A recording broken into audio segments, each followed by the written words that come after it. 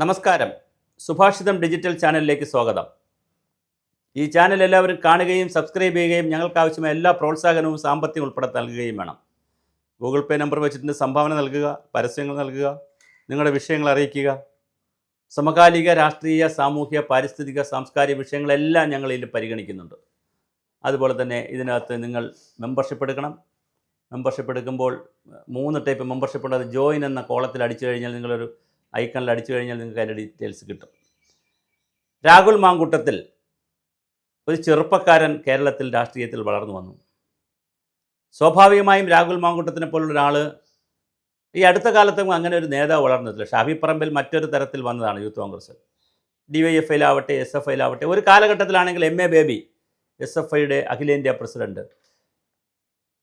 വളരെ വലിയ നേതാവായി ഇന്ത്യയിൽ വന്ന ആളാണ്. MA ബേബി എന്ന് പറഞ്ഞാൽ വളരെ വലിയ ഐക്കണായിരുന്നു. അതുപോലെ DYFIയുടെ ഐക്കണായിരുന്നു M വിജയകുമാർ. മനുഷ്യച്ചങ്ങല ആദ്യമായി കാസർഗോഡും തിരുവനന്തപുരം വരെ മനുഷ്യച്ചങ്ങല സൃഷ്ടിച്ച, അപ്പോൾ അഖിലേന്ത്യാ പ്രസിഡൻ്റായിരുന്നു M വിജയകുമാർ. DYFIയുടെ വലിയ നേതാവായിരുന്നു.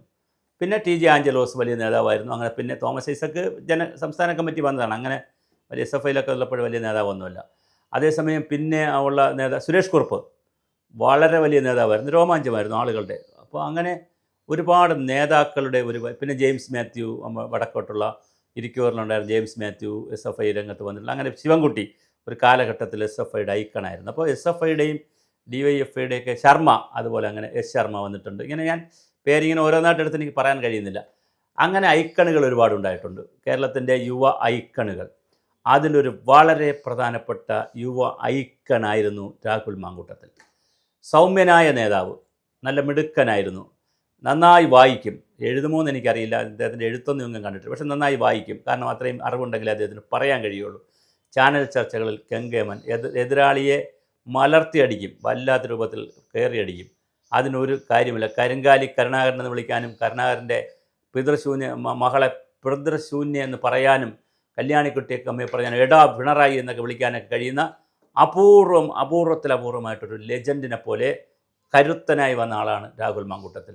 പക്ഷേ എന്താണ് സംഭവിച്ചതെന്നറിയില്ല. കേരള രാഷ്ട്രീയത്തിലെ ഗ്രൂപ്പ് രാഷ്ട്രീയത്തിൻ്റെ മാനേജരായി വളർന്നു വന്നെങ്കിലും അത്ഭുതമില്ലായിരുന്നു. VD സതീശൻ, ഷാഫി പറമ്പിൽ, രാഹുൽ മാങ്കൂട്ടത്തിൽ ത്രയം തന്നെ കേരളത്തിലുണ്ടായി. വളരെ ഗൗരവമായൊരു ടീം തന്നെ ഉണ്ടായി. അതിൽ അബിൻ വർക്കിയെ പോലുള്ള ആളുകളുണ്ട്, ചാണ്ടി ഉമ്മനുണ്ട്, അവരുണ്ട്. എങ്കിലും ഈ ഒരു ടീം സതീശൻ വളർത്തിക്കൊണ്ടുവന്നു. വളരെ വലിയ തോതിൽ അത് കേരളത്തിൽ ക്ലച്ച് പിടിക്കുകയും ചെയ്തു. പക്ഷേ അവസാനം സംഭവിച്ചത്, ഒരു മനുഷ്യൻ എന്നുള്ള നിലയിൽ, ഒരു വ്യക്തി എന്നുള്ള നിലയിൽ രാഹുൽ മാങ്കൂട്ടത്തിൻ്റെ ഗ്രാഫ് താഴേക്ക് പോയിരിക്കുകയാണ്. യുവ നേതാക്കൾ മനസ്സിലാക്കേണ്ടത്, നിങ്ങൾ മദ്യത്തിനും സ്ത്രീകൾക്കും പണത്തിനും അധികാരത്തിനും സമ്പത്തിനും പിറകെ പോകുമ്പോൾ വളരെ സൂക്ഷിക്കണം. സന്ദീപ് വാര്യർ BJPയിൽ നിൽക്കുമ്പോൾ വലിയ ഇമേജുള്ള ആളായിരുന്നു. പക്ഷേ സന്ദീപ് വാര്യർ ഇപ്പോൾ കോൺഗ്രസ്സിൽ പോയി അവസാനം BJPയെ തെറി പറയുന്ന ഒരു നേതാവായി മാറി കുറഞ്ഞു. അത് സന്ദീപ് വാര്യരുടെ ഇമേജിന് കോട്ടം തട്ടിയിട്ടുണ്ട്. സന്ദീപ് വാര്യർ മനസ്സിലാക്കുക, ഞാൻ യുവാക്കളെ ഓരോരുത്തരെ പറയുന്നതല്ല. അപ്പോൾ ആ നിലയിൽ നോക്കുമ്പോൾ രാഹുൽ മാങ്കൂട്ടത്തിൻ്റെ ഭാവി ഇനി എന്താകും എന്നുള്ളതിനെ സംബന്ധിച്ച് വലിയൊരു ആശങ്ക തന്നെയുണ്ട്. കാരണം കേരള രാഷ്ട്രീയത്തിൽ ഒരുപക്ഷെ നാളത്തെ മന്ത്രി, MLA ആണിപ്പോൾ, മന്ത്രി, MP, വിവിധ സ്ഥാപനങ്ങളുടെ ചെയർമാൻ, അതുപോലെ കോർപ്പറേഷനുകളുടെയൊക്കെ MD, അങ്ങനെ വളരെ വലിയ പിന്നെ പാർട്ടിക്കകത്തും വലിയ സ്ഥാനത്ത് വരാൻ കഴിയുമായിരുന്ന വലിയൊരു ഐക്കൺ, ഒരു ബിംബം ഉടഞ്ഞുപോയി, വിഗ്രഹം ഉടയുന്നത് പോലെ, പപ്പടം പൊടിയുന്നത് പോലെ പൊടിയുന്നതാണ് കേരള രാഷ്ട്രീയത്തിൽ കണ്ടത്. പക്ഷേ ഇതിങ്ങനെ പൊടിക്കുന്നതിൽ, ഈ ബിംബത്തെ ഇങ്ങനെ ഉടയ്ക്കുന്നതിൽ, ബിംബമാക്കുന്നതിലും ചാനലുകൾക്ക് വലിയ പങ്കുണ്ട്. ബിംബം ഉടയ്ക്കുന്നതിലും ചാനലുകൾക്ക് വലിയ പങ്കുണ്ട്. സോഷ്യൽ മീഡിയയ്ക്ക് വലിയ പങ്കുണ്ട്. PJ കുര്യനെ പോലെയുള്ള സമുന്നതനായ ഇരുത്തം വന്ന നേതാവ് പറഞ്ഞു, റീൽസ് അല്ല വേണ്ടത്, റിയാലിറ്റിയാണ്.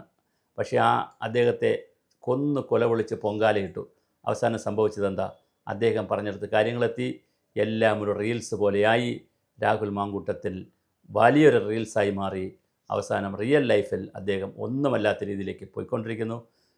പിണറായി വിജയൻ വരെ ഇന്നലെ കഴിഞ്ഞ ദിവസം പറഞ്ഞു, രാഹുൽ മാങ്കൂട്ടത്തിൻ്റെ കേസ് വളരെ സീരിയസ് ആണ്, അദ്ദേഹം രാജിവെക്കുന്നതാണ് ഉചിതം. ഇനി എങ്ങനെയാണ് അസംബ്ലിയിൽ വന്ന് അദ്ദേഹം എല്ലാവരെയും ഫേസ് ചെയ്യുന്നതെന്നുള്ളൊരു വലിയ വിഷയമുണ്ട്. കേരള സമൂഹത്തിൽ രാഹുൽ മാങ്കൂട്ടത്തിൻ്റെ യുഗം കഴിഞ്ഞുവോ?